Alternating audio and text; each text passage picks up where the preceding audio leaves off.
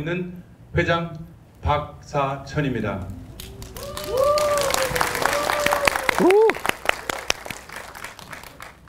오늘부터 시작하는 인문학 콘서트 4인 4색 강연에 여러분을 모시게 되어 매우 기쁘고 영광스럽게 생각합니다.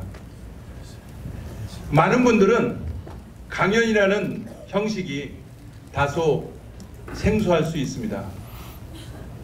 하지만 오늘 이 자리는 우리가 모두가 편안하게 이야기를 듣고 새로운 지식을 함께 배우는 소중한 시간이 될 것입니다.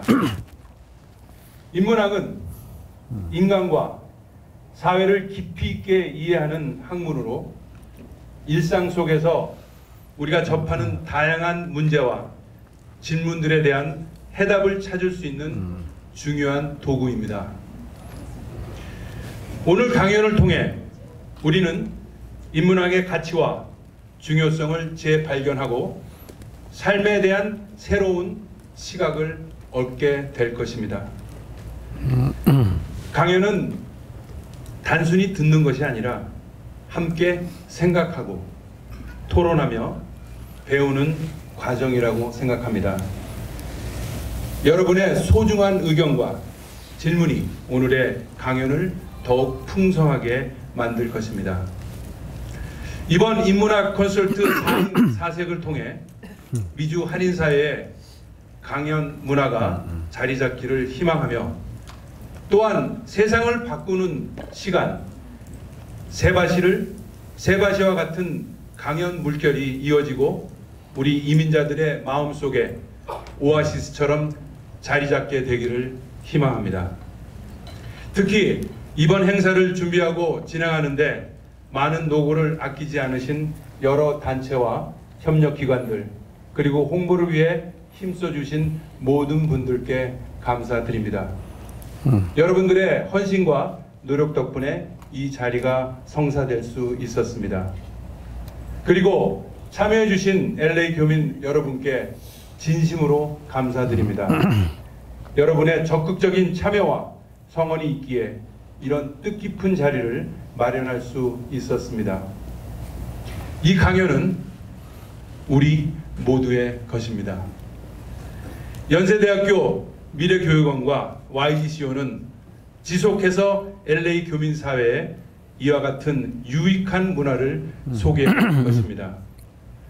마지막으로 오늘 강연을 통해 여러분 모두가 새로운 인사이트를 얻고 우리의 삶을 더욱 풍요롭게 만드는 시간이 되시길 기원합니다.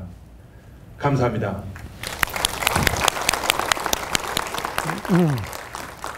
다음은 저희 미래교육원 원장이신 한국에 계시는 허현승 원장님께서 영상으로 축사를 보내드리도록 하겠습니다.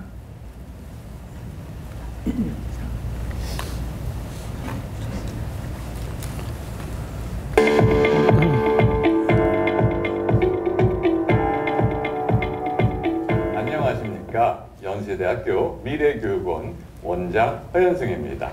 연세대학교 미래교육원과 연세 글로벌 CEO 동문회는 연세 글로벌 AMP를 운영하면서 대한민국과 미주 교민사회를 연결하는 가교 역할을 하고자 노력해 왔습니다. 이 자리를 빌어 그동안 연세 글로벌 AMP의 성공적인 운영을 위해 헌신해 주신 연세 글로벌 CEO 동문회 회장님을 비롯한 운영진과 동문 여러분께 깊이 감사드립니다.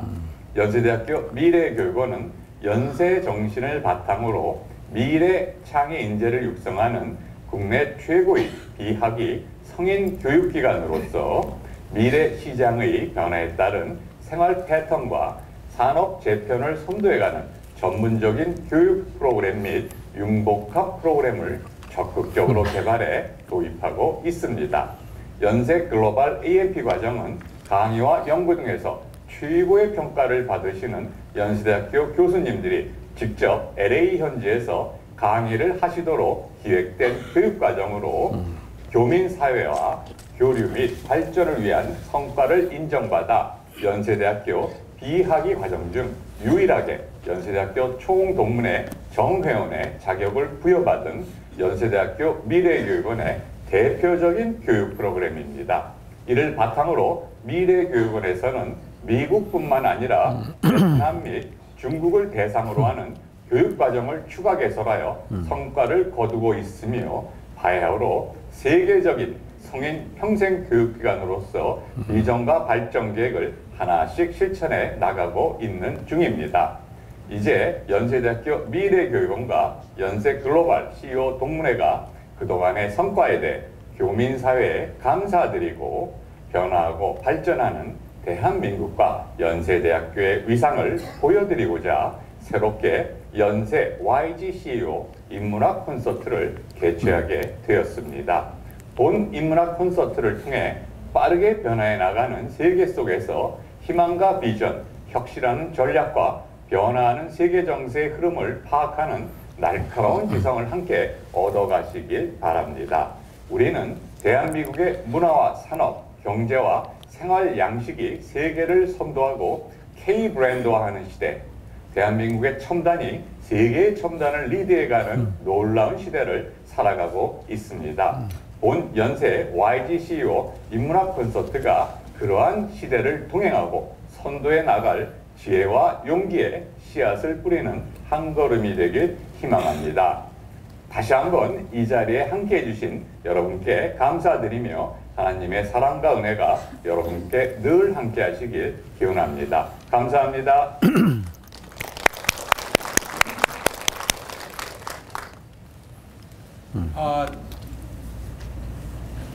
잠시 이 자리를 만들어 주신 저희 협력 파트너분들이 계십니다. 그리고 저희를 후원해 주신 업체도 있고요. 이 단체들이 없었으면은 아마 이런 그 숫자가 많았을 것 같습니다. 저희가 광고를 한 번도 한 적 없고 SNS로만 저희가 그 연락을 취했는데 거기에는 연세대학교 미주총 동문회 현재 회장 방하섭 회장님께서 이끌어진 총문회, 그 다음에 연세대학교 남가주 동문회 회장 김용숙, 그 다음에 이원모 사무총장이 오늘 자리 같이 하셨고요. 이화여자대학교 남가주 동창회에서 회장 조혜진 회장님을 비롯해서 임원진들 같이 참석해 주실 거예요. 그리고 로스앤젤레스 세계 한인무역협회 옥타 회장 에드워드 손 이하 여러분들 같이 참석하셨고요. 기타는 기타가 아니고 KITA 남가주 한국기업협회 지상사협회죠, 옛날로는. 그래서 김한수 대표님을 비롯해서 오늘 참석 못하셨지만 다른 분들 같이 참석하셨고, 남가주 한인공인회계사협회 회장 제임스 리, 그 다음에 오신석 그 사무총장님 오늘 참석하셨고요. 로스앤젤레스 한인 상공회의소 회장 김봉현 회장님께서 오늘 참석 못했지만 나머지 회원분들 많이 참석하셨고, 오렌지 카운티 한인 상공회의소 회장 짐구, 그 다음에 필립손, 그 외에 여러분들 참석하셨고, 남가주 부동산협회 회장 마이크 허원인데 오늘 참석 못하지만 협회 회원들 많이 참석하셨고요. 미주 도산 안창호 기념사업회 회장 곽도훈을 비롯해서 여러분들 같이 참석하셨고요.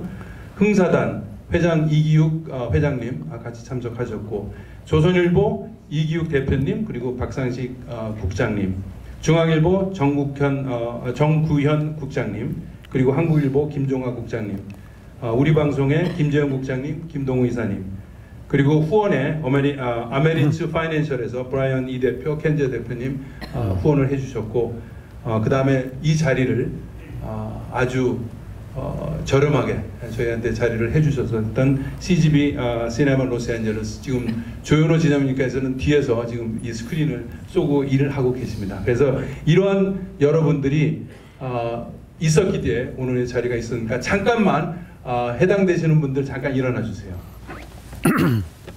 자, 큰 박수로 환영해 주시면 감사하겠습니다. 감사합니다.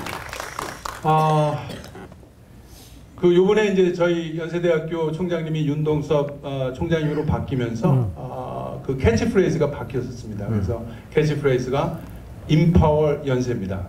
그래서 아마 제가 올해 이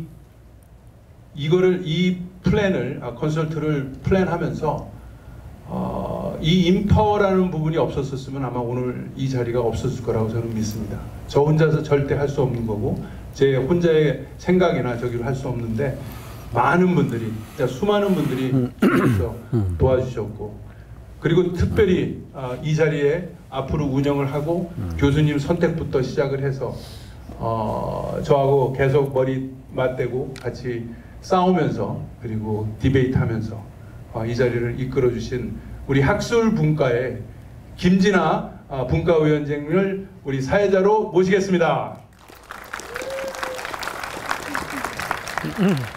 감사합니다. 안녕하세요. 저는 6기 YGAMP를 수료한 진아 김입니다. 여러분과 함께 이렇게 뜻깊은 이런 강연 문화를 첫 장을 연다는데 아주 큰 의미가 있는 것 같습니다. 저희가 아이들을 키우면서 에리튜드 얘기를 많이 합니다. 아주 유명한 윈스턴 처칠의 그 에리튜드에 대한 얘기가 있습니다. 이 태도는 딱 두 가지로 말을 할 수가 있습니다. 점수로 매기는 게 아니고요. positive 아니면 negative. 내가 얼마나 이게 사소한 차이이지만 positive한지 negative한지에 따라서 엄청나게 큰 가치가 생기고 없어지고 합니다. 여러분들 오늘 강의 들으면서 정말 포지티브한 그런 애티튜드로 많은 우리 교수님의 엄청난 파워를 이끌어낼 수 있기를 바랍니다. 오늘 진행 순서를 먼저 간단하게 말씀을 드리겠습니다. 먼저 가지고 계시는 핸드폰에 꺼주시거나 아니면 진동으로 좀 놓아주시기 바랍니다. 오늘 진행은 먼저 우리 교수님의 강연이 있겠고요. 일부 강연이 끝나면 기타리스트가 나와서 잠깐 저희 머리를 식혀줄 것입니다. 잠깐 휴식 시간 10분 정도 가지고요. 이어서 2부 강연을 하고 나면 Q&A를 잠시 받도록 하겠습니다. 그래서 강연을 잘 들으시고 또 질문도 해주시고 했으면 좋겠습니다. Q&A가 끝나면 모두 함께 사진 촬영을 하겠습니다. 사진 촬영이 끝나면 저희가 이제 이어서 저희 9기 YGCEO 9기의 오리엔테이션을 여기서 하게 됩니다. 그래서 관계자가 아닌 분들은 이때 퇴장을 해주셔도 되고요. 아니면 이 선배님이나 또 YGCEO 관심이 있는 분들은 끝까지 지키시면서 어떻게 오리엔테이션이 진행이 되는지 봐주셔도 좋을 것 같습니다. 9기 그 오리엔테이션 진행은 우리 조성현 사무총장님이 이어서 하시게 됩니다. 이번 4인 4색이라는 타이틀을 가지고 저희가 인문학 강연 문화를 열었습니다. 오늘 강의를 해주실 우리 건수영 교수님은 연세대학교 신과대학 교수님이십니다.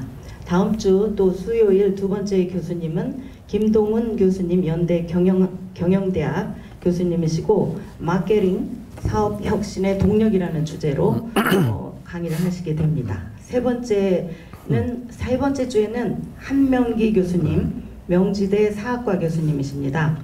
미중 경제의 역사적 성찰과 대한민국의 진로라는 주제를 가지고 강연을 하십니다. 마지막으로 네 번째 교수님은 박희준 교수님, 연대 산업공학과 교수님이십니다.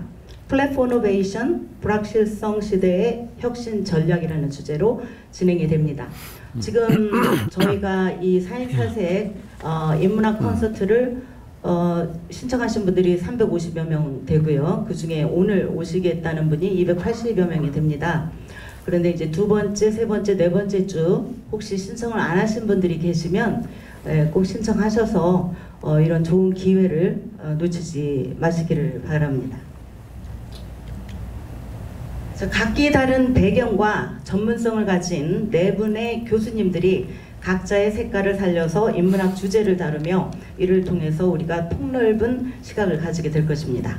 서로 다른 분야와 관점이 조화를 이루며 새로운 인사이트와 영감을 얻을 수 있는 자리를 마련하기 위해서 저희 기획분과 위원장님이신 문현덕 위원장님, 그리고 또 우리 회장님이신 박사천 회장님, 저희 학술분과 이렇게 모두 힘을 합해서 새롭게 만든 강연 문화입니다. 여러분들의 많은 성원과 또 격려와 관심을 부탁드리겠습니다.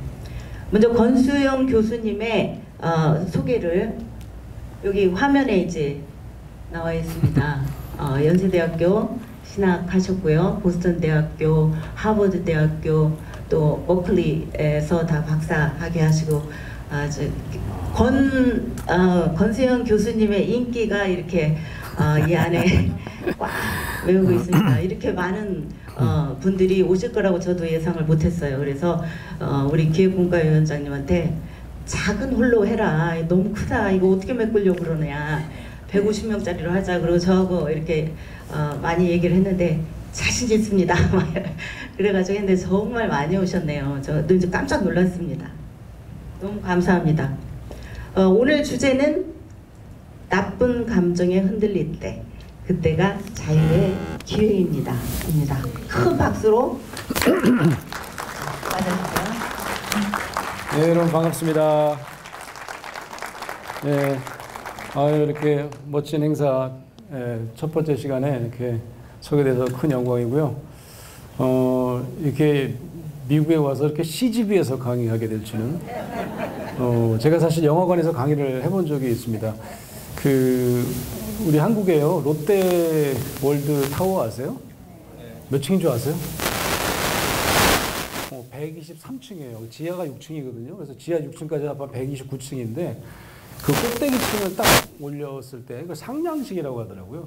그때를 기념해가지고 강연을 해달래요. 저도 보고 얼마나 영광이에요. 근데 그때 거기서 일하는 모든 직원들 다 들어갈 만한 데가 영화관밖에 없더라고. 그래서 롯데 시네마, 그 안에 롯데 시네마가 있는데 제가 거기서 그 상량식 하는 날 강연을 했어요. 근데 그때 뭐 너무너무 기분이 묘하더라고. 마치 무슨 영화 주인공 같아요. 그래서 그 배우와 관객에게 뭐 이렇게 하는 것처럼. 근데 이 화면이 엄청 크잖아요. 근데 그때 놀란 게 있어요. 그때 제가 사진을 이렇게 했는데 이 너무 화면이 크니까 콧구멍이 제 머리통만 하더라고요. 여기도 그렇잖아 지금. 여기 다행히 제 사진이 콧구멍이 잘 안 보이는 사진. 다행이에요.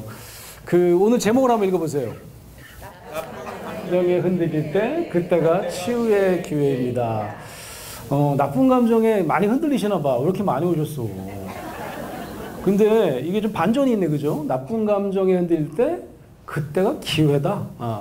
제가 참 반전을 좋아하거든요. 반전 영화도 좋아하고 그래서 드라마 볼 때 영화 볼 때 다 반전이 있냐 이런 거 되게 좋아하는데 오늘 제 그 강연도 아마 끝까지 들어보시면 어떤 반전이 있어요. 나쁜 감정이 아까 제가 그 이력 보니까 제가 옛날에 쓴 책이 몇 년 전에 쓴 책에 이런 책이 있어요. 나쁜 감정은 나쁘지 않다. 근데 그 책을 제가 이번에 다시 썼는데 이제 그러니까 좀 제목에 오해가 있더라고. 나쁜 감정이 왜 안 나빠? 나쁜 감정 때문에 내 인생이 이렇게 흔들리는데 이런 분들이 많아서 오늘 제가 좀 다른 얘기를 해보려고 하는데 좀 쉽게 설명을 해보려고 하는데 이 영화 혹시 보셨어요? 인사이드 아웃? 이번에 2 나왔죠? 2도 보셨어요? 2 얘기는 오늘 못할 것 같고 오늘 1 얘기 잠깐 한번 해볼게요. 1은 다 보셨나요? 거기에 주인공이 5명입니다. 라일리라고 하는 어떤 한 초등학생쯤 되는 여자 주인공인데 그 마음속에 사는 5개 감정 이야기예요. 이 5개 감정은 누가 뽑았게요?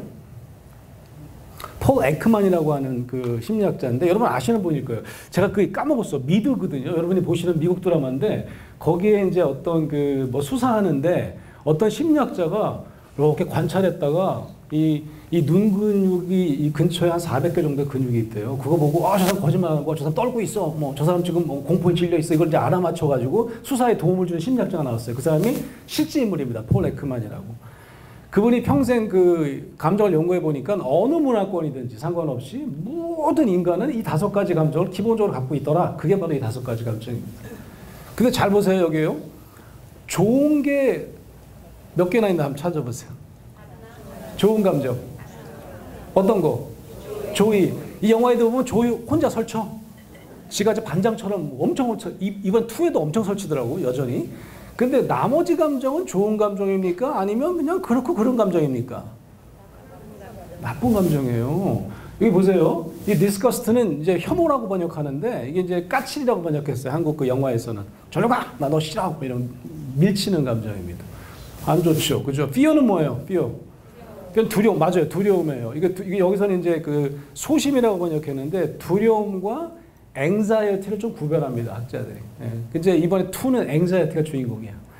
fear는 뭐냐면 이유가 있는 두려움이에요. 껌껌하면 무섭죠, 우리가. 높은 데 올라가면 무서워요. 뭐 이런 게 이제 두려움이라면, anxiety는 뭐냐면, 그냥 불안해. 왠지 불안해. 뭐가 터질 것만 같아. 이거 이유가 없잖아, 그죠? 그럼 불안이라고 그래. 그건 anxiety. 이건 이제 두려움인데, 이것도 안 좋잖아, 그죠? 그 다음에 저거는요, 버럭이는, anger. 당연히 안 좋죠, 그죠? 맨 끝에 있는 슬픔, 좋을 리가 있어요? 나쁘잖아, 그죠? 그렇게 따지면 여러분이 갖고 있는 감정 중에 몇 퍼센트가 한 80 몇 %가 지금 그죠? 그 정도가 나쁜 감정이면 여러분이 24시간 동안 여러분 인생 사는 동안 좋은 감정을 느낄 가능성은 20%밖에 안 돼요. 그죠? 그러니까 좀 다르게 생각을 해봐야 될 필요가 있어요. 나쁜 감정에 흔들리면 무조건 나쁜 일이냐? 그렇지 않을 가능성이 있지 않을까? 이런 얘기를 한번 제가 오늘 해보려고 하는 거죠. 시간이 있잖아요. 길지 않아요. 그래서 제가 이거 시계가 없어가지고 제가 이거 시계를 한번 풀어놓을게요. 30분을 하고 잠깐 쉬었다 또 30분을 하래요. 엄청 바빠요. 제가 외부 강연이 좀 있는 편이어갖고 제가 이제 대학에 있잖아요. 근데 외부 강연들 이렇게 관리해주는 에이전트가 있어요. 연예인 같이 대단하지 않습니까? 근데 그 에이전트한테 하여튼 제가 1시간 강의는 무조건 받지 않는다. 제 강의는 1시간 반 이상 해야지 이제 강의는 아니 그냥 섭외조차 하지 않는 거지. 왜 그런 줄 아세요? 이렇게 잡소리를 자꾸 하잖아 내가. 난 자기소개하다 30분 가. 이게 30분 강의하라고 그러면 난 고문이에요. 어떻게 얼마나 빨리 해야 되는 거야 도대체. 아주 정신없어요 지금. 이거 넘어가야 돼. 이것도 넘어가야 되고. 네 가지를 얘기할 거예요. 네 가지를. 그래서 이제 두 가지 얘기하고 하여튼 잠깐 쉬고 그다음에 또 나머지 두 가지 얘기를 한번 해볼게요. 조금 늘어지면 할 수 없고 뭐 가실 분은 가시고 뭐 그렇게 해야지 뭐. 첫 번째 한번 읽어보세요. 감정에 흔들리면 땡땡이 흔들린다. 뭐가 흔들릴 것 같아요? 마음이 흔들린다. 좋아요. 또요. 사업이 흔들린다. 뭐 회사. 그다음에 뭐 우리 학생도 있으면 성적이 흔들리고 뭐 성과가 흔들리고 그죠? 인생이 흔들리고 맞죠. 뭐 이런 게 있잖아요, 그죠? 하여튼 나쁜 감정 흔들리면 하여튼 뭐 좋을 게 없는 것 같아. 이런 느낌이잖아 우리가. 이거 더 해결해야 될 것 같은데, 그죠? 나쁜 감정에는 제가 이제 저 책을 이제 최근에 다시 쓴 책인데 나쁜 감정 나쁘지 않다 좀 이제 다시 써야 되겠다는 생각이 들어가지고 나쁜 감정에 짝이 있어요. 제가 짝꿍 얘기를 할 거예요. 무슨 얘기냐면 나쁜 감정이 여러분이 느껴지면 절대로 그 감정 하나만 있지 않아요. 짝을 찾으셔야 돼. 그 짝을 찾는 법을 이제 좀 이따 얘기를 한번 해볼게요. 세 번째는 분노 감정. 오늘 이제 대표적으로 제일 이제 우리가 나쁘다고 생각하는 감정 중에 하나만 골라볼게요. 오늘 여러 개가 있는데 그 중에 오늘은 분노를 얘기해 볼 거예요. 갑자기 화가 나요 우리가. 근데 화가 나면 우리가 금방 엇매기주고 내가 또 화를 냈네. 내가 화를 내지 말았어야지. 그러니까 화를 낸 자신을 내가 부정적으로 판단하게 돼 있어요. 죄책감을 느끼고 있습니다. 그래서 사실은 이 분노 감정은 참 이해하기가 어렵게 돼 있어요. 왜냐하면 제가 한 얘기가 아니라 제가 또 어떤 분이 이런 얘기를 제가 좀 더 소개해 볼게요. 어떤 분이 이 분노는 판단의 대상이 아니라 좋고 나쁘다고 판단할 만한 감정이 아니라 이거는 돌봐주는 감정이에요. 이런 얘기를 한 분이 있어요. 왜 그런 얘기를 하셨는지 저랑 되게 생각이 비슷하신 것 같은데 그 얘기를 한번 해볼 거고요. 맨 마지막으로는 아까 나쁜 감정이 흔들릴 때 오늘 분노 감정이 흔들릴 때 그때가 치유의 기회입니다. 이렇게 말씀을 제가 드렸잖아요. 그럼 그 치유를 어떻게 하라는 거야? 방법을 알려드려야 될 거예요. 그걸 제가 알려드리면서 마지막 강의를 마칠 거고요. 요 공식은 제가 무슨 말인지 잘 모르실 텐데 좀 이따 제가 다시 설명하도록 하겠습니다. 첫 번째 얘기부터 해볼게요. 우리 연세대학교에서 올해 3월 달인가 그래요. 3월 달인가? 3월 달에 글로벌 지속 가능 발전 포럼이라고 하는 국제 행사를 했습니다. 거기에 정신의학 교수님이 오셨어요. 예일대학교 정신과에서 한국 교수님, 나정호 교수님이라는 한국분이 오셨는데 이분이 패널로 참석하면서 우리 대한민국, 우리 한국인들의 정신건강에 대해서 요즘 이제 정신건강은 마음건강이라고 하는데 정신건강은 주로 이제 의사 선생님들이 하는 용어라면 이제 저 같은 비의료 정신건강 전문가들 요즘 또 마음건강이라고 이런 붙여요. 좀 분류를 하려고. 그래서 어떤 정신건강이든 마음건강이든 이 현실이 엄청나게 심각하다는 얘기를 하시면서 이 나정호 선생님이 뭐라고 했냐면 이게 지금 국가 존망을 논할 정도로 심각하대요. 지금 대한민국은 아이를 안 낳아서 출생률 때문에 이러다 나라 없어지겠다 이런 얘기를 하시는데 이거 지금 정신건강 때문에 나라 무너지게 생겼다 이런 얘기를 하는 거죠. 그래서 지금 나쁜 감정이 흔들릴 때 이제 뭐까지 흔들려? 땡땡이라고 했을 때 국가도 흔들리게 생겼어요. 그죠? 아마 여러분도 나쁜 감정이 흔들리면 내 사업도 흔들릴 뿐만 아니라 어쩌면 뭐 우리 교민사회 전체가 흔들릴 수도 있고 뭐 여러 가지 제가 그런 경우를 제가 많이 봤어요. 예전에 어느 지진난 어느 다른 나라의 교민사회에 너무 트라우마가 심해서 한번 우리 교민을 위해서 트라우마에 관련된 세미나 해달래서 한번 간 적도 있거든요. 사실은 이게 그렇게 쉽게 넘어갈 문제는 아니에요. 그런데 제가 이제 이 얘기를 하는 이유가 뭐냐면 나쁘다 좋다는 거를 감정에다 붙이는 게 얼마나 우리가 좀 어리석은 건지 제가 한번 얘기를 해보려고 그래요. 그래서 제가 오늘 다른 분류법을 알려드릴 거예요. 그 분류법대로 여러분이 아마 감정을 이렇게 내가 한번 바라보신다면 조금 다른 길이 열릴 거다. 어쩌면 치유의 길도 열릴 수 있다. 그런 얘기를 이제 하려고 하는 거죠. 말이 좀 빠르죠. 제가 워낙 말이 빠르긴 했거든요. 근데 여러분 지금 속도에 맞춰보려고 하는데 내가 30분이라고 하는데 지금 이 강박관념이 생겨가지고 되게 힘들어요 지금. 그래서 좀 너무 빠르다 싶으면 손을 들어서 좀 천천히 해달라 그러세요. 아셨죠? 괜찮아요? 오케이. 제가 이 20대 코드예요. 20대들은 이렇게 빨리 해야지 알아들어요. 여러분은 지금 막 지금 정신을 못 차리시는 것 같은데 괜찮아요? 여러분은 젊으시다. 자, 이게 뭐요? 머리가 뇌를 그냥 재미있게 그려놓은 거예요. 어떤 분이 우리가 여름에는 불쾌지수란 말 씁니다. 그래요, 안 써요? 안 그래요? 우리도 쓰죠, 미국서도. 그래서 뭐 한국 같으면요, 오늘 불쾌지수가 높은 날입니다. 조심하세요. 싸우지 않게 이런 얘기를 해요. 근데 불쾌지수라는 게 뭐냐면 감정이라는 게 그냥 더위가 찾아왔어요. 그래서 끈적끈적해, 텁텁해. 근데 어떻게 해? 그러면요 좀 짜증이 납니다. 끈적거려가지고. 그런 다음에 어떤 생각이 드냐면 화가 나네. 왜 이렇게 더운 거야? 그러다가 어떻게 되냐면 한 대 칠 것 같은 거예요. 걸리게 마다가 오늘. 이러니까 뉴스에서 불쾌지수가 높은 날 조심하세요. 이런 얘기를 하는 거죠. 그래서 잘 생각해 보세요. 날씨가 더우면 이게 갑자기 나쁜 감정이 되잖아요. 근데 겨울에는 어떻습니까? 겨울에는 그 온기가 얼마나 좋은 거예요. 추워 죽겠는데 그 온기가 너무 그리울 때가 있잖아요. 지금 우리 아들이 그렇더라고. 둘째가 지금 군대가 있거든요. 저 유학 시절에 태어나가지고 얘가 시민권이 있어요. 군대 안 가도 되는데 제가 고등학교 1학년 때 선택을 해야 돼요. 시민권을 미국 시민권을 취할 거면 한국 시민권을 버려야 되는 거죠. 한국 국적을. 근데 이제 고등학교 1학년 때 어떻게 알겠어? 그러니까 뭐 부모가 정하는 거지 뭐. 그래서 내가 그때 물어보긴 했어요. 너 어떻게 한국 국적을 포기할래? 또 왜요? 너 군대 안 가려면 지금 포기해야 돼. 그때 딱 시간이 있어요. 그러니까 우리 아들 잘 모를 때 내가 잽싸게 했어요. 너 그렇게 되면 어떻게 되는 줄 아니? 아빠는 영원히 끊어지는 거야. 호적서 나가는 거야. 아빠가 혹시 나중에 돈이 좀 유산이 있어 주려고 그러면 할 수 없이 누나만 줘야 되겠다. 이러니까 안 되겠다. 그래서 할 수 없이 군대 끌려간 거지. 군대가 있어요. 근데 저도 군대를 잘 모르니까 그렇게 신청하는 것도 있더라고요. 요즘에 군대. 근데 얘가 신청을 안 했더니 전방이 됐네. 여기 천원에가 있어요. 지금 엄청 추운 데가 있는 거예요. 이제 가을에 입대했거든요. 작년 가을에. 근데 너무 춥다는 거야. 근데 이제 전방 갔으니까 너무 안 됐잖아요. 근데 제 주변에 이제 군대에 있는 사람들이 많을 거 아니에요. 제자 중에서 뭐 별단 사람도 있고 막 그래가지고 그 제자들한테 군대 가는데 어떻게 1,000원에 그냥 너무 추운 데가 했더니 좋다는 거예요. 겨울에는요 오히려 눈만 치우면 되는데 후방이 더 힘들대. 그렇게 얘기해 주래요. 그래갖고 우리 아들한테 그랬어요. 그래도 전방이 좋대. 왜요? 눈만 치우면 된대. 그래서 그랬더니 우리 아들이 그 겨울에요. 얼마나 쌍욕하면서 나한테 뭐라 그러는지 몰라. 아빠는 알지도 못하면서 아빠 눈 치워봤어요. 막 이러더라고요. 왜 그래? 얘가 산에 눈을 치우는데요. 40도래요. 그러거나 한 50분 한 다음에 10분간 휴식해야 될 거 아니야? 30분만 하면 온몸이 그냥 막 혼이 나갈 정도 힘들어요. 그럼 10분간 휴식하면요 쉴 수가 없대요. 몸에 냉기가 와가지고 그냥 다시 하겠다 그런대. 그래갖고 거의 나중에는 한 서너 시간 눈 치우다가 내려올 때 막 굶는다는 거예요. 힘이 없어갖고. 그러니까 그때 우리 아들이 그러더라고. 아빠 진짜 조그마한 온기만 있어도 한 10분 쉬고 싶은데 그 온기가 안 느껴진대요. 이때는 온기가요. 우리 아들 같은 우리 겨울에서는 좋은 감정이 나쁜 감정이에요. 나쁜 감정이에요, 온기가? 어디 좀 갔다 오셨어요? 왜 그래요? 좋은 감정이잖아요. 그래 안 그래요? 그거 좀 이상하잖아요. 그러면 따뜻한 거, 뭐 몸이 끈적끈적한 거, 후덕지근하게 느껴지는 게 좋은 감정이 나쁜 감정이다? 때에 따라 다른 거예요. 굉장히 상대적인 겁니다. 이렇게 이름 붙이는 게 되게 말도 안 되는 거다. 그런 말씀을 드리려고 제가 잠깐 말씀드린 거. 또 하나가 있어요. 아까 5가지 감정 중에 오늘은 이제 시간이 없어서 못하지만 fear를 한번 얘기해 보자고요. 두려움. 두려움이라고 하는 감정이요. 진짜 안 좋은 감정이에요. 왜냐하면 이것 때문에 못 살겠어요.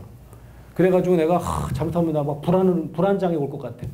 내가 불안만 없으면 살 것 같아. 그래갖고 불안을 다 없애버렸어. 제 감정 중에 뭐 조물주가 불안을 싹 빼버렸어. 뭐 이 김에 그냥 좋은 감정만 남겨놓죠. 뭐 조이만 그죠? 그렇게 되면 어떤 일이 벌어지는지 아세요? 오늘 생을 하직할 수도 있어.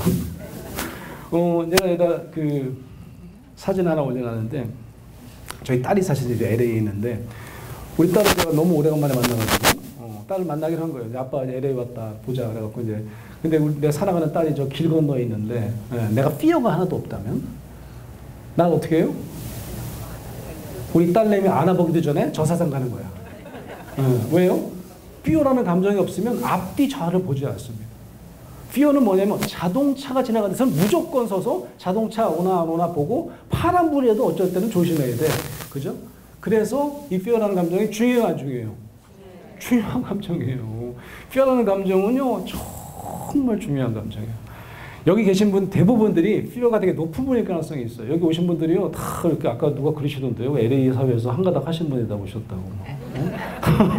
어느 위치에서 뭐 지도급의 인사들이 오셨잖아요.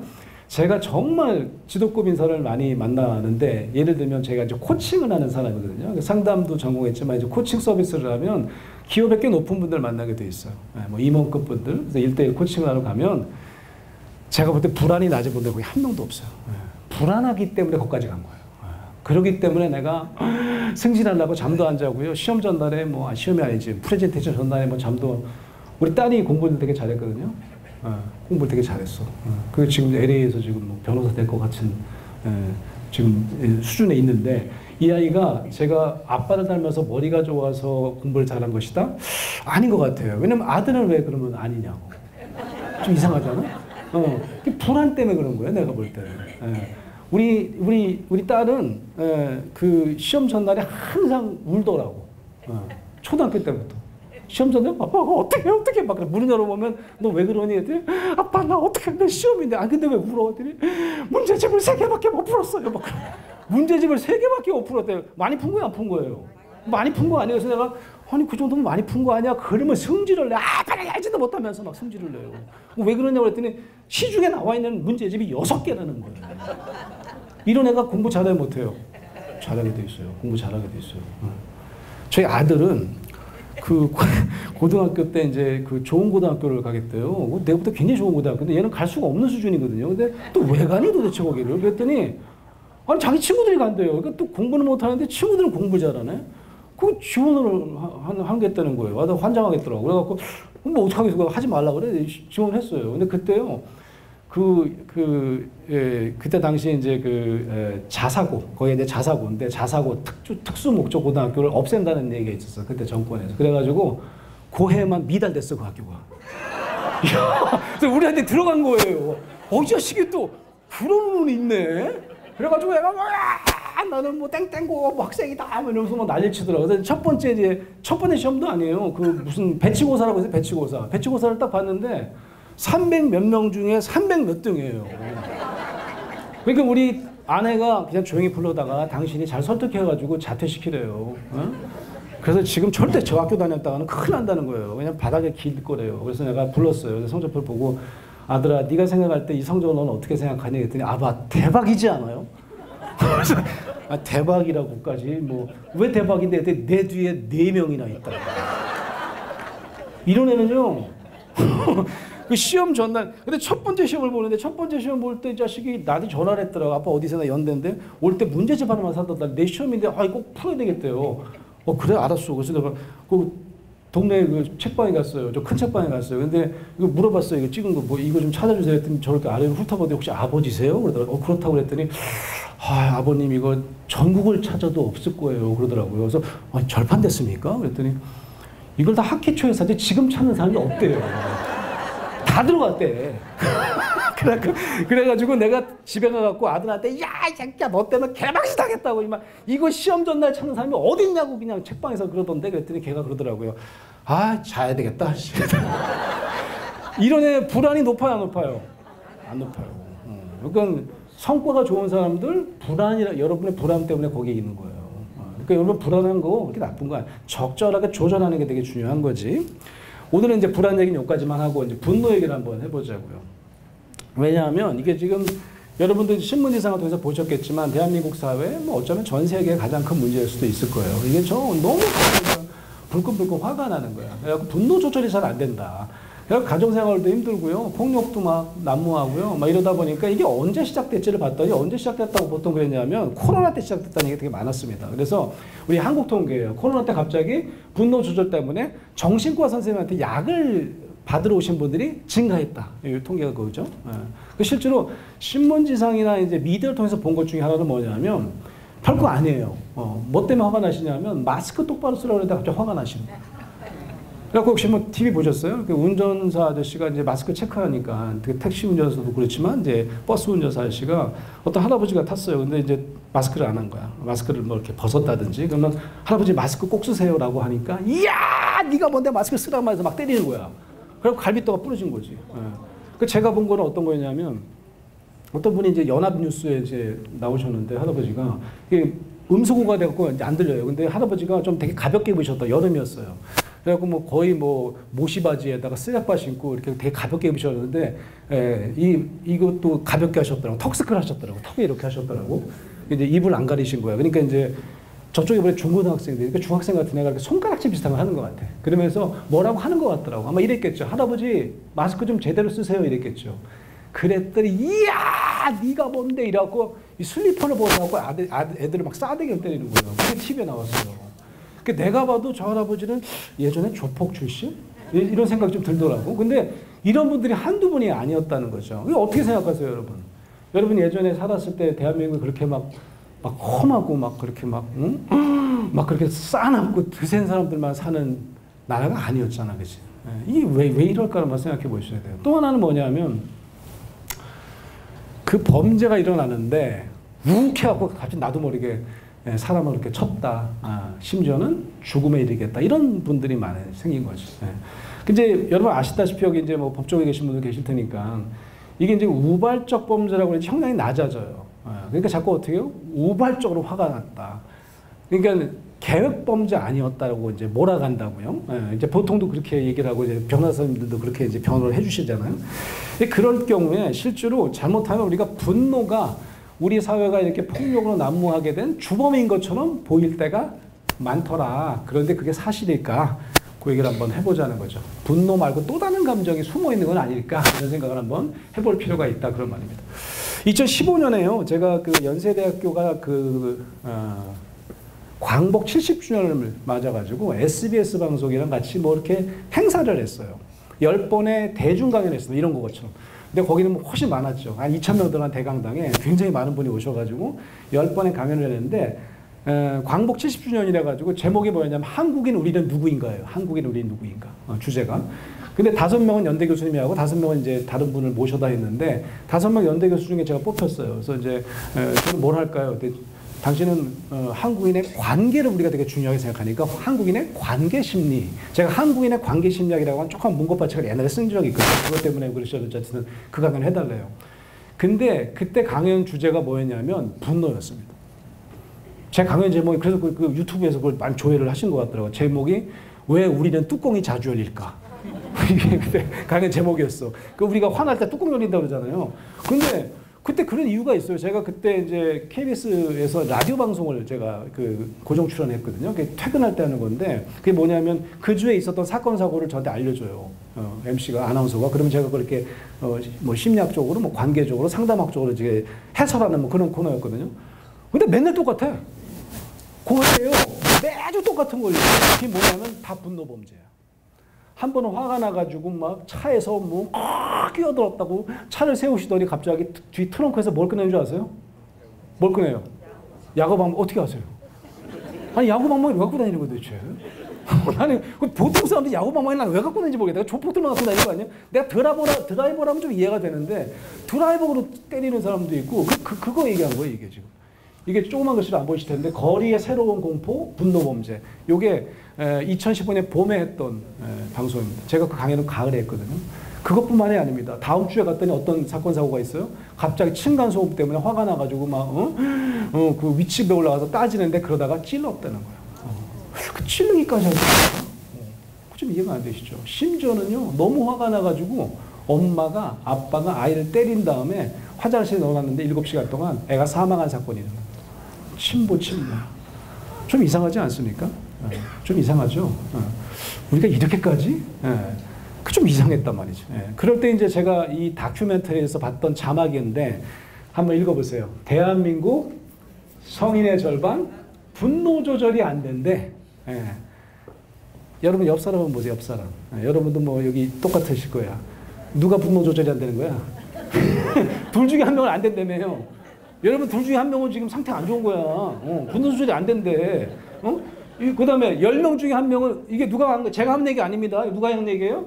대한정신건강의학회 우리 의사 선생님들이 10명 중에 한 명은 누구한테 오시오? 우리에게 오시오. 약 드셔야 됩니다. 이렇게 얘기하는 거죠. 둘 중에 하나가 정상이 아니라고 그러는데 저는 믿지 않아요. 기본적으로. 전수조사한 거 일단 아니고. 좀 과하신 얘기인데 그런데도 공영방송에서 이렇게 자막에 나가도 아무도 이상하다고 생각하지 않습니다. 진짜 그런 것 같은 거예요. 그죠? 여러분도 아마 그러실 거예요. 여러분도 아마 살면서 우리 주변에 보면 너무 이렇게 분노 조절 못한 사람이 꽤 있다. 그런 생각 가끔 하실 거예요. 자, 그러면 이제 이거 넘어가야 될 것 같은데 이거 하면 안 될 것 같은데 시간이 없어서 그 다음 한번 해볼까요? 자가진단법이 있다. 이것도 제가 만든 거 아니에요. 정신과 선생님들이 만든 거야. 대한정신과 개원의협의회 5개 중에 몇 개나 해당되는지 손 들고 그러지 마세요. 또 혹시 손 들고 편하니까 속으로 몇 개인지 한번 세려보세요.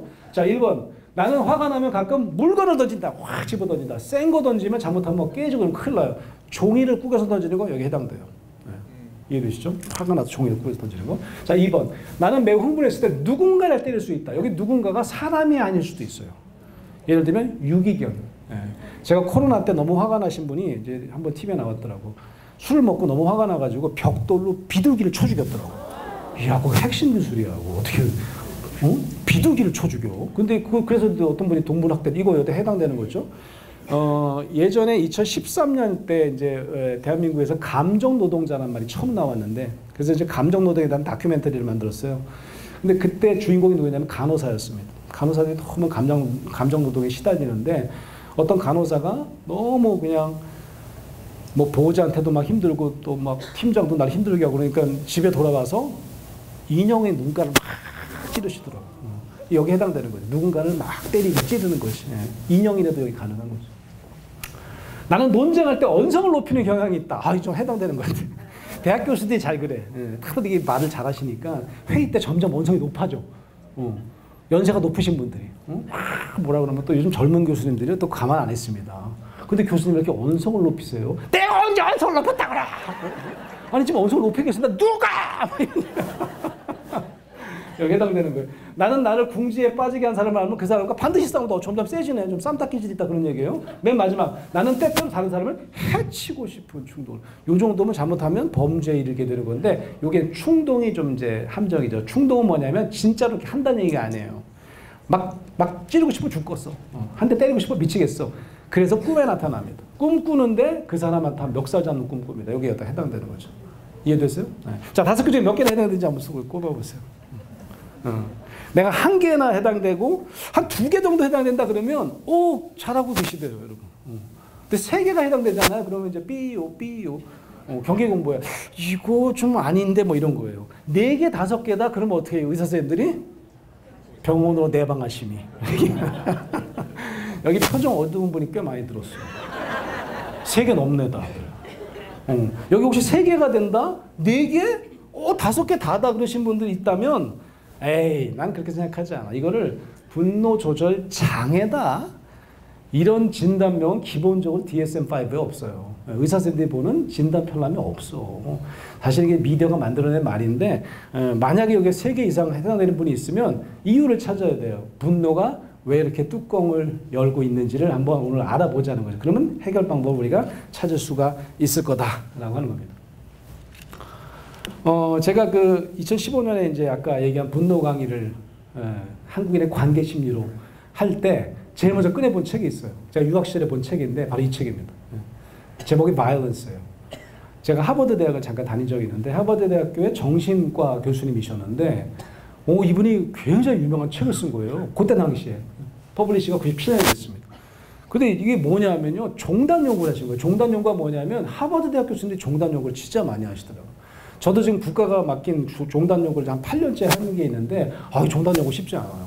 같은 데서 한 10년 이상 하는 건 종단 연구예요. 나는 아직 8년이니까 종단 연구는 할 수도 없는데 저는 이제 가습기 살균제로 피해를 입은 분이 지금 현재 피해자로 산정된 분이 한 5,000명 넘어가고 있는데 그분들에 대한 어떤 건강 모니터링 사업을 국가가 하거든요. 특별법이 만들어서. 어떤 국가가 잘못했잖아. 왜 살균제를 이렇게 독소 있는데 팔았냐 말이지. 10년 넘게.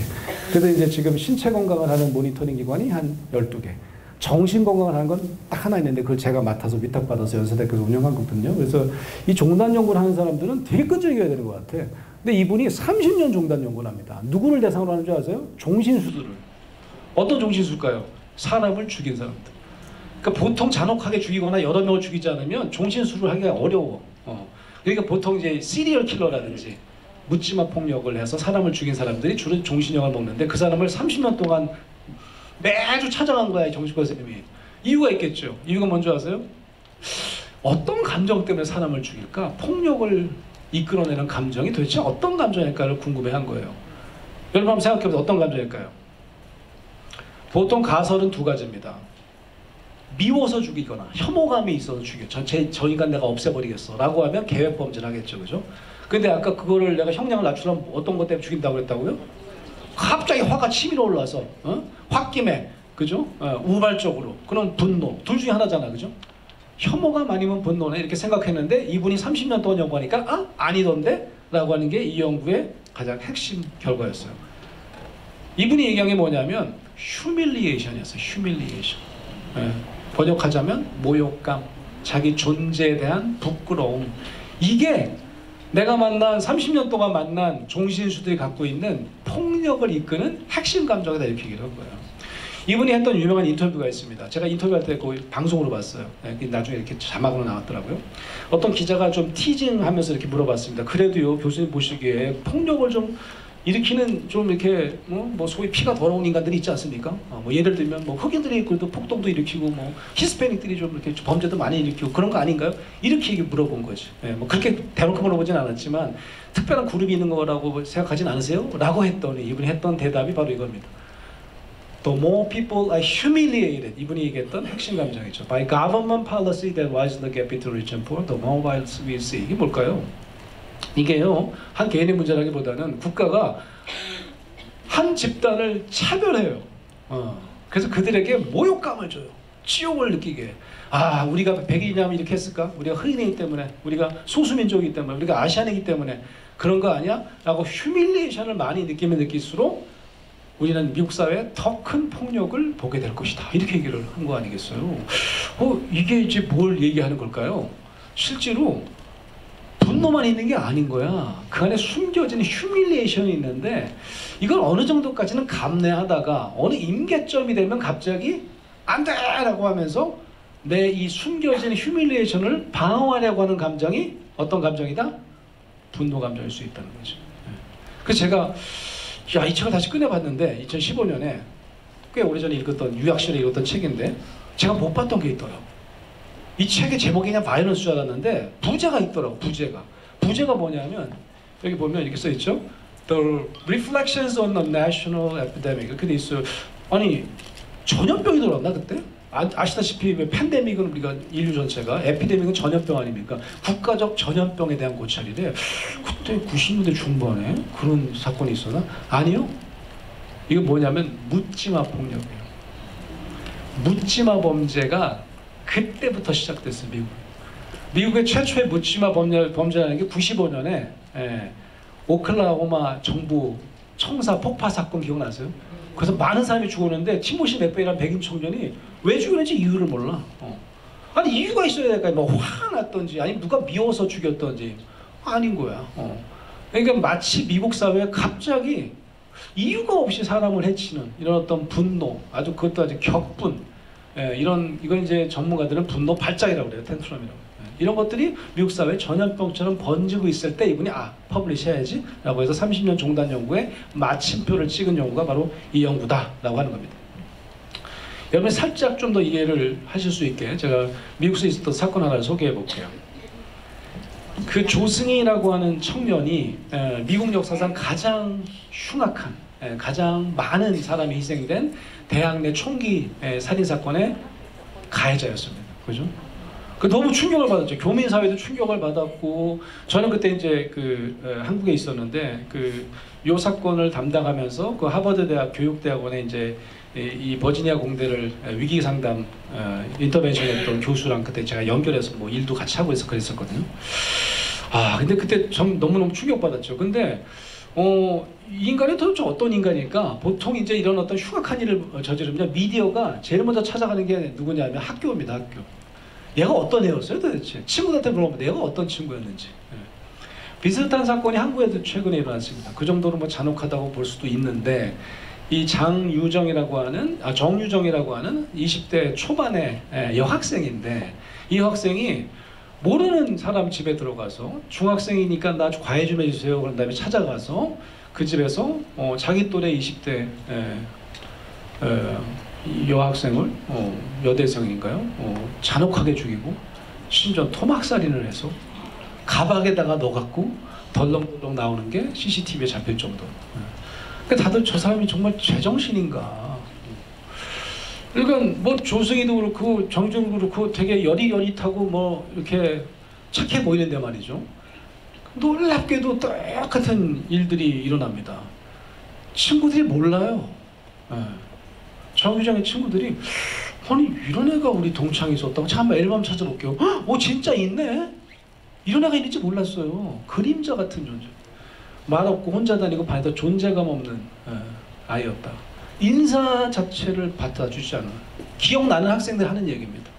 자, 조승희는 어떤 친구였을까요? 조승희 이 학생도 그때 당시 4학년인데 다들 놀라. 우리 과에 이런 학생이 있었다고. 4학년이야? 근데 왜 우리가 모르지? 정말 그림자 같은 친구였어요. 그러니까 이 조승희 씨를 기억하는 교수님이 한 분 계시다. 미국 교수님. 항상 모자를 푹 눌러 쓰고 정말 그림자처럼 있길래 불렀다 이야기를 했다고 하더라고요. 눈을 마주치지 못하고 마치 유령과 대화하는 것 같았다. 그러니까 자기 존재감이 굉장히 떨어져 있는 친구들인 거죠. 그러니까 이 친구들이 아주 오랫동안은 되게 착하게 삽니다. 감내해요. 자신의 존재를 아무도 알아주지 않아도 감내해요. 어느 순간이 되면 그거를 내가 더 이상 견디지 못하고 마치 화산 폭발하듯이 폭발하더라. 이런 게 지금 아까 그 제임스 길리간이 얘기한 이게 숨겨진 휴밀리에이션, 존재에 대한 모멸감, 치욕과 연관되어 있을 수 있다라고 하는 거죠. 이건 좀 너무 극단적인 사례니까 우리 그냥 일반화해서 한번 생각을 해본다면, 제가 이제 나쁜 감정은 나쁘지 않다라는 책을 쓴 다음에 내가 좀 더 정확하게 짝을 좀 말씀드려야 되겠다. 짝꿍이 있다고 제가 그랬죠. 짝이 있다는 얘기가 무슨 얘기냐? 우리 안에 수없이 많은 감정이 있습니다. 근데 화가 나잖아요. 그러면 우리가 화로 꽉 차 있다고 생각해요. 우리 영어 표현 중에 이런 거 있잖아요. I'm full of anger. 그 다음에 좀 우울하잖아요. 그럼 어떻게 나는 우울감으로 꽉 차 있어. 난 죽을 일밖에 없어. 이렇게 생각한다는 거죠. 그 감정만 있지 않아요. 수없이 많은 감정이 같이 살아요. 우리 마음속에는. 아까 5가지 감정, 최소한 기본 감정 5개가 있듯이. 근데 정확하게 어떻게 짝을 지르고 있는 그 감정은 어쩌면 그 감정을 알려주는 역할을 해요. 분노 감정은 나한테 짝꿍이 있어요. 짝꿍 좀 살펴봐 주세요. 라고 하는 좀 기능적인 측면이 있는데 그걸 우리가 안다 모른다. 모를 가능성이 많다라고 하는 거죠. 우리가 이번에 이제 인문학 콘서트라고 이름을 붙이셨잖아요. 최근에 어느 신문인지 중앙일보에서 그런 주제였어요. 시리즈인데 그 기획 기사 쓰셨는 인간다움을 묻다 뭐 이런 시리즈더라고요. 지금 몇 가지 간지 모르겠는데 원은 아마 서울대 그 행복 가르치는 교수님한테 가셨고 저한테 두 번째는 관계에 대해서 물어본다고 오셨어요.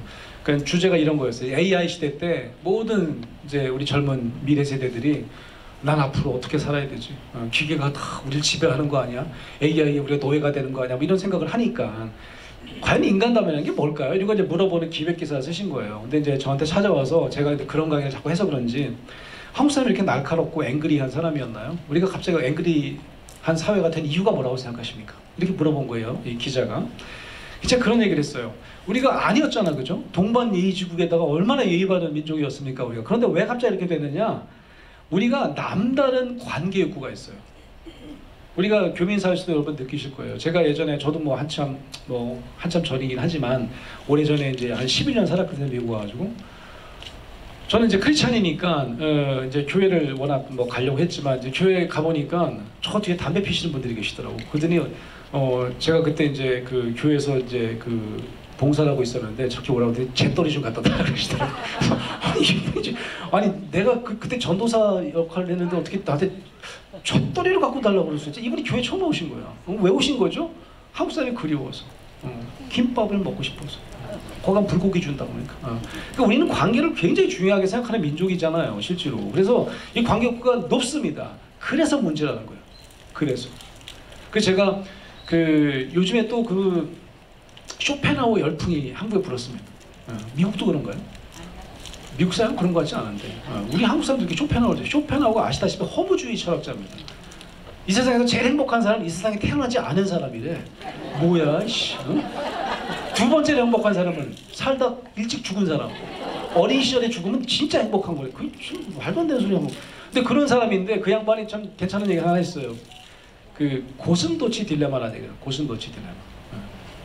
그게 뭐냐면 고슴도치가 되게 서로를 케어하는 동물이었다는 거죠.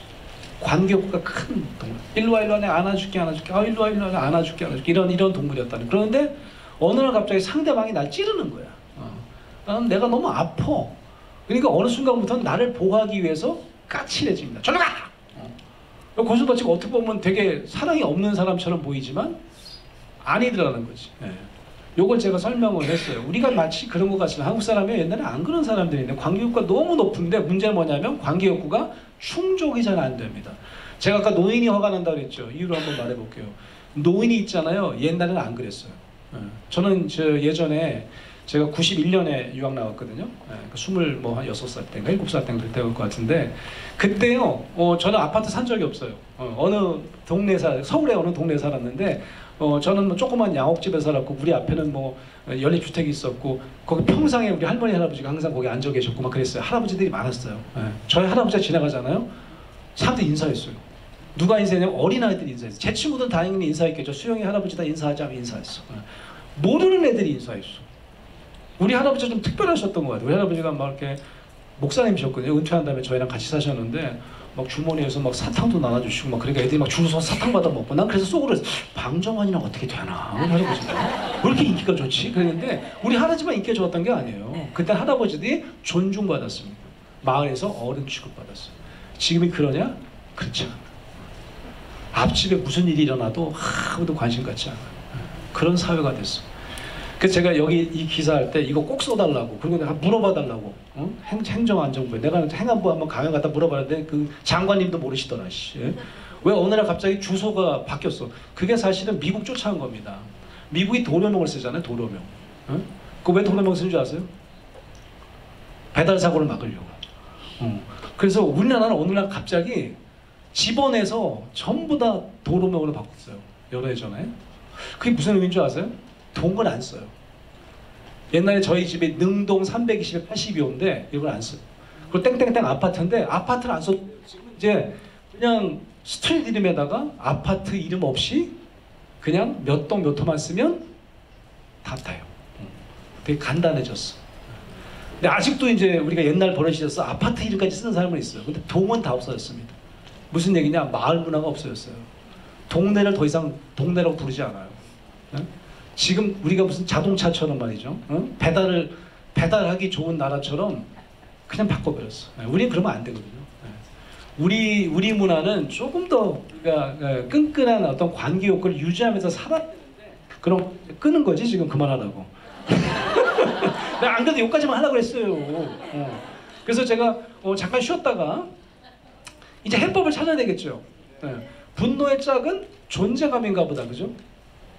존재감인데 관계 욕구가 충족이 되면 관계 욕구가 충족되는 만큼 존재감이 올라갈 텐데 내가 다른 사람과 관계를 맺고 싶은 욕구가 떨어지면 떨어질수록 휴밀리에이션을 느낄 가능성이 높죠. 그러면 분노가 움직일 가능성이 있다 없다? 있다는 거죠, 그죠? 그럼 어떻게 해야 되는 거예요, 도대체? 존재감을 어떻게 다뤄야 되는 거예요? 이걸 우리가 잠깐 쉬었다가 이어서 하도록 하겠습니다.